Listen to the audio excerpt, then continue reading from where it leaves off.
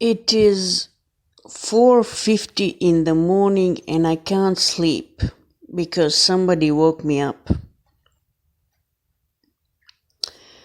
And it is the 25th of February, 2022.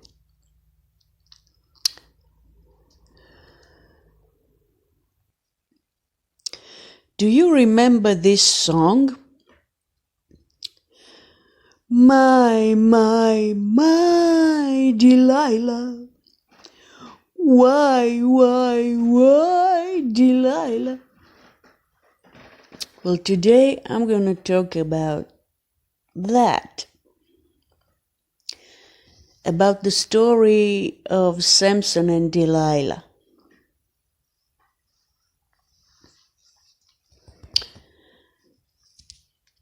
Samson made a vow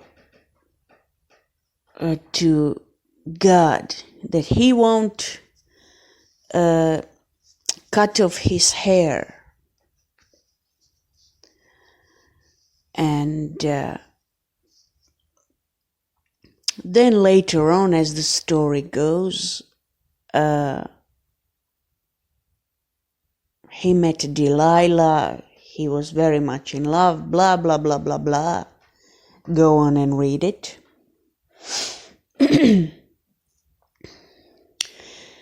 And then basically it was sort of Delilah's fault that his hair was cut. I don't know if she knew that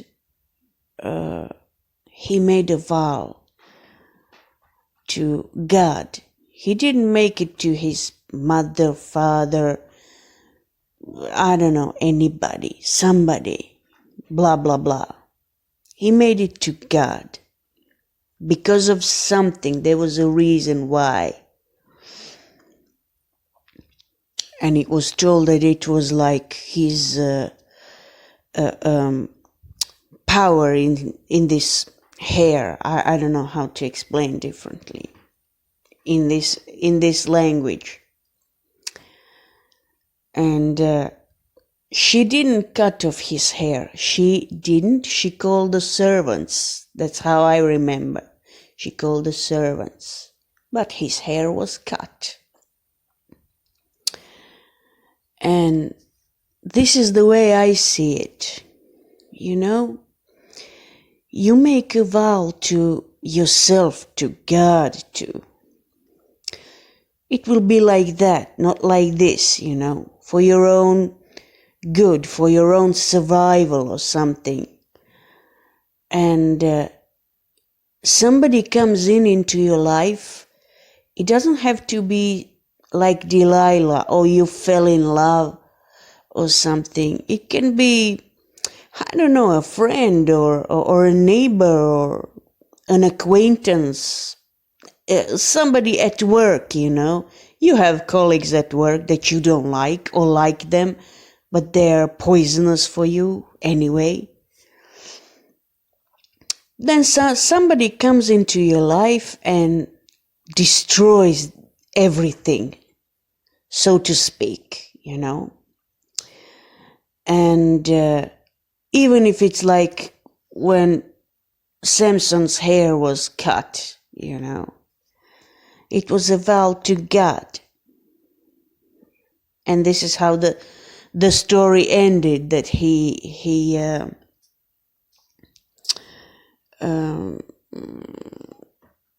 with his strength, he demolished some kind of tower or something. I don't remember exactly. And they all died, basically, you know. And the moral of this story is basically that this is for everybody like that, you know. You probably have been through this in your life too. Somebody from the outside comes in and disturbs your peace and breaks the vow in some way. I don't know what way. The vow you gave to yourself, to God, to the creation, to somebody, something that is somebody, or something actually, something that is sacred to you, that is, your own rule in your life. It doesn't have to be, wow, the best thing in the world, but it holds you alive, And the moral of the story is, somebody from the outside comes, and if you don't keep your eyes and ears opened enough, this is how it ends, And now I'll tell you something about ego. I thought for years and years, and probably other people thought that way too, but I thought that ego is something terrible, something evil, something that bothers you, something that you should get rid of, something evil, something not good. But throughout my life, I realized that, and I also heard it from somebody, and I couldn't believe it. And now, as the time goes by, I see that it is the truth. Don't just throw away your ego. It's very hard to do, isn't it? Because you will have no boundaries. You must have some boundaries in your life. This is what I see among my people. They don't have, basically we still, over here where I live, we still do have some boundaries. But for example, if you go to Bosnia, I always take them as an example. I don't know why. But I always take them because they are highly illogical people. They're not stupid. They have this kind of sense of humor that they present themselves as stupid. But I never met somebody, man or a woman, from Bosnia who is really stupid, They are backwardly stubborn. That's the expression for them, backwardly, in a backward way, stubborn. But they don't lack intelligence. But I wanted to say something else. In that small country, it's a small country, people are basically without too many boundaries. Everybody is your neighbor, everybody is it's the neighbor, it's a friend, my friend, my neighbor, my cousin. They're all like, half of them are like cousins or something. They all help each other. They're all very good in hospitality. They are very hospitable, blah, blah, blah, But they can't stand each other. And nobody wants to admit, because on the outside you must be better, you must present yourself as better than you already are. And this leads to people being with no boundaries, I've met some people, they don't have bad intention, really. But I've met a lot of Bosnians from Bosnia that they act like they will do something instead of me, like they know what's going on in my head. And they don't understand, when I complain, they see it as how dare you, you bastard. What do you mean, how dare I? I think in my own head. Leave me alone. So this is when the Bosnians come to Croatia, for example, for the first time they see that not everybody is everybody's cousin, and not everybody is everybody's helpful mommy or daddy. They see that there are some boundaries, that people, they don't want to drink a cup of coffee. I had a roommate a long time ago. We shared a house, actually. I lived at the seaside, and she was Bosnian, and she had the same problem, Suddenly she stopped even knocking at my door to invite me for a cup of coffee. And I remember I was in my underwear when suddenly she pops in, and coffee, like, go to the kitchen. We're having coffee. No, I'm not having coffee. I have my plans for my life. You are not the guide of my life, the light of my life. You're not the most important person in the world. And if you have the habit to drink coffee at 5 o'clock or 4 o'clock or 5 o'clock in the afternoon, I don't have to have that. You're not in Bosnia. You are in my country. You don't order me around how to live in my country. I was born here. And you know what? When you don't have what I wanted to say, basically from the beginning, when you don't have this ego, look, I need time for myself, leave me alone, or just stop it. You will never be able, if you don't have that ego, that you are important to yourself and your mission and your life is important to yourself, you will never achieve inner peace. You will always live how somebody else says, which is this is a typical Bosnian problem. And then they come to, for example, to my country, and then they order me around how to live because they are better than me. If you are so much better than me, then go back to where you came from, because it's obviously that yours is better than mine. So if yours is better than mine, goodbye. Don't bother me. And this is what they don't understand. This is just an example, one example from real life that I know. I also had another roommate. This is after that. Also a Bosnian, Oh, this flower is ugly and I'm going to throw it all away. Wait a minute. This flower is not yours. It's from another person. You don't even ask, but you are trying to give some kind of order into somebody else's life. Nobody asked you to do that. Nobody asked you even for a favor. Nobody asked you to,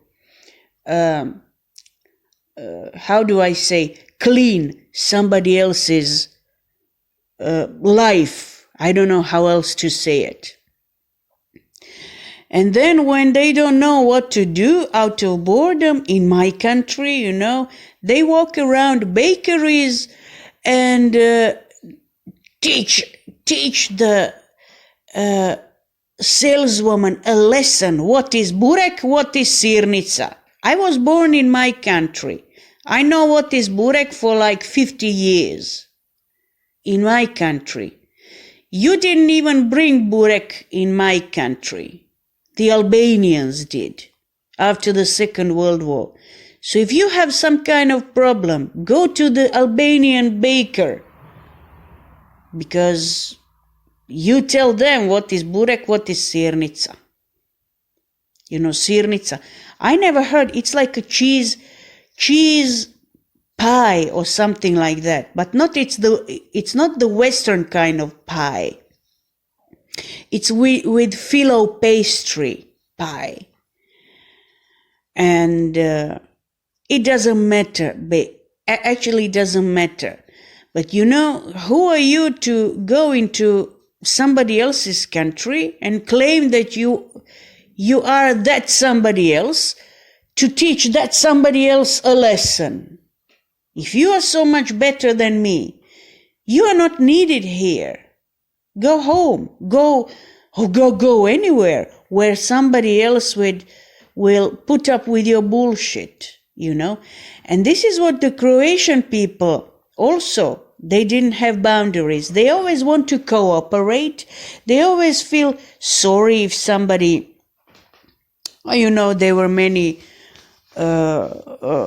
people moving out and things like that. We feel sorry. We help everybody. We give everybody, But we're not people that love each other among ourselves. We're not as one. We call ourselves Croatian, but we're not as one, And this is what confuses people from everywhere when they come here. Everybody sticks to his own a little bit. Yes, they do come into each other's house for a visit. They do help each other, blah, blah, blah, and all that. But we don't do as, for example, the Eastern people. If you go more to the East, they're all like, tribal. I don't know how to say it, more tribal. They hang with each other. We're like one, But over here, everybody enjoys his differences, I don't know why is that, but it is. So there is another thing. I already mentioned in another video. This is with the green color. Tito from Kumrovec. It is always known and accepted that President Tito, Josip Broz, President Tito was born in Kumrovec, but I don't think so, because when I came to Zagreb, I met a lot of people from Zagorje. This is the county of Zagorje where Kumrovec is. I met a lot of people from over there. And one thing that I realized is this. It's not possible that he is from Zagorje. It is just not possible. Only for one reason. There is just one reason for that. People from Zagorje, they never lose their accent. Never ever. Maybe if he studies like Croatian literature and he moves out of Zagorje, but he never loses that speech. He can lose a part of his accent, but they always, because, he's highly educated and it is required that he speaks, like like the language you find in the literature, it is required, but he never ever loses this Kai. This is Kai speak. He never loses that. And when I hear today the speeches of Tito when he was, I don't know, a president or something, a leader of the country, I hear a Russian accent. You can get some kind of accent from somewhere. But why do you speak like that? So this is why I believe that only for that reason he can't be born in Kumrovec. He can't be a Croatian at all. Because his language, I have a very good ear. And his language is not, basically it's not Croatian from that county, or even Croatian language completely. with an accent, our accent. We have different dialects. If you go to Zagorje, I can understand them a little bit, but if you go to another small county, Međimurje, you wouldn't understand this language. You know, it's like every few villages have their own, it's not accent, it's a dialect with a totally different grammar. Then you go to Dalmatia, you understand them, but it's very strange.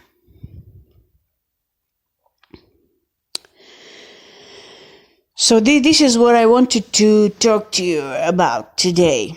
And we always get, we always get fucked because we sort of receive everybody, we welcome everybody.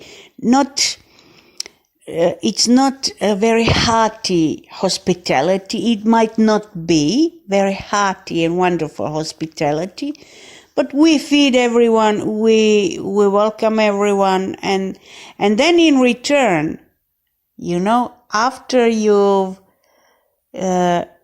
somebody used us for what they needed, 2, 3, 5, 10 years, then they leave and they talk against us. This is our destiny. It has been our destiny for ages. You know, they don't forget how nice it was here, but they don't like it here. Because people are like that. They don't really, among each other, they don't really, I don't know how shall I say this. There is not so much kindness among people. And if you want to live here, you have to accept it or not. I don't know how to explain differently. And even sometimes when somebody leaves from here, even sometimes we get a few slaps. So the best thing is basically not to welcome anyone anymore. To be in our own happiness, shit, or whatever we have. Be satisfied with what you have. We obviously are not satisfied with what we have, so we expect cooperation with somebody else, and we always sort of step into a big pile of shit. It was always like that. What the Germany did to us before the Second World War and after the Second World War, we had problems. Then we had problems with the Serbs who they're full of hatred towards everyone, especially here. They're full of hatred with Catholics, about Catholics. Basically, they don't like Catholicism, and this is it, you know. This is exclamation mark. They live here, but they completely hate everybody, you know. They cooperate, they'll give you everything, but they'll step over you as soon as the opportunity comes. And this is no secret. We know about that. And this is something that I wanted to say today. And I started actually with the story in the Bible that's very famous. You must have some boundaries. You must have, and you must have some kind of courage to tell somebody, look, I'm not afraid of you. I was always taught that, you know, you have to have big respect, great respect if somebody is your boss. And you have to be like there's some kind of hierarchy, and you have to not just respect them, but put put up with every shit, you know. This is what respect basically means. It starts as a respect, but it ends usually like that. You put up with every shit from an idiot, you know. You see he's an idiot, you know. Like there are no other jobs. I can't imagine in what world my grandmother lived, you know, when they all worked in factories and I don't know what, you know. And you must have the courage to go your own way, to say stop, to say get away from me, or I will, you know what, I'll kick you in the butt, you know. You have to have some kind of courage. And this is why ego is actually needed. But people who don't have, it's a very long and sophisticated process to get rid of ego. You must understand a million things before that, maybe even 10 million things. It's a hard way to go through that, and it requires patience. Patience. Who has it? Maybe only God and Jesus and some kind of celestial beings. But people,